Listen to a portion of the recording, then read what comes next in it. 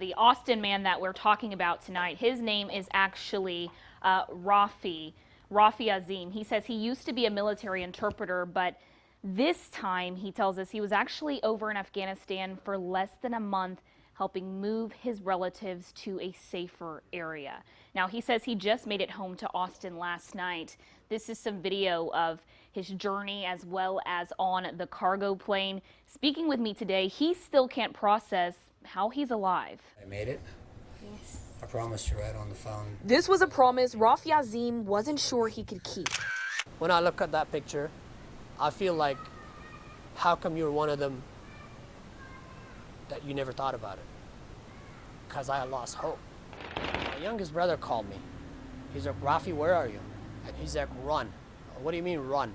It's like, run, Kabul, collapse. Azim, a former U.S. military interpreter, says he went to the airport 3 times to try to escape the now Taliban-controlled Afghanistan. I saw people running, leaving their cars, screaming. He tells me he nearly lost his life traveling through Kabul and the airport, with U.S. military on one side and the Taliban on the other. The day first, the injuries are this, and it's right here. Even probably show you it's right here. Maybe it was luck or fate, but Azim was positioned at the right place at the right time. The American pushed the crowd backward.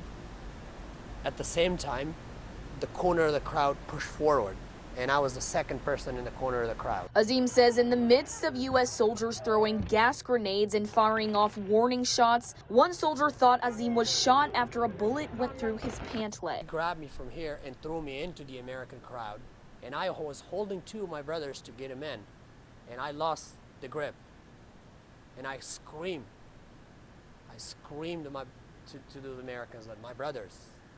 And they're just, the only thing I hear is, I'm sorry, I can't do anything right now. Azim, he's heartbroken. And while he holds on tight to what he has, he says he'll keep contacting U.S. government representatives to get everyone, including his family, out safe. Did anyone answer me, where's the human rights?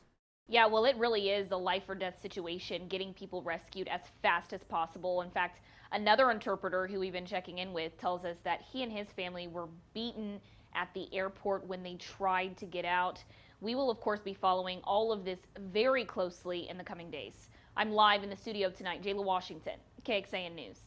Thank you so much, Jayla. Fort Bliss here in Texas is one of 3 military installations that will temporarily house Afghans. Last night, the first buses carrying them arrived there.